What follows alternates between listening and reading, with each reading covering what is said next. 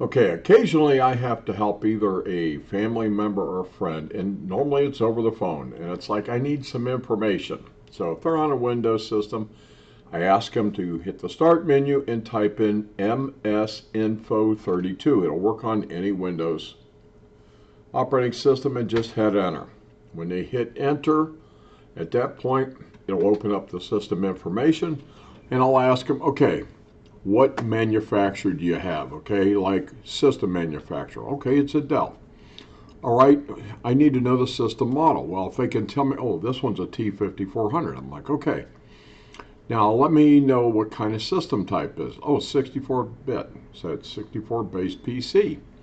Sometimes I may even need just to know the processor, okay? Tell me what process you got in there.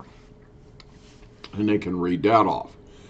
Sometimes I might need to know the BIOS. Right there's the BIOS. I can go check and see if they've got the most updated BIOS. All right, so there's a few different things that we can actually look at.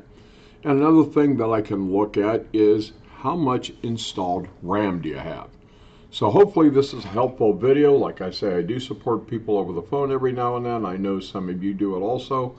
I hope this is helpful for you, and thank you for viewing.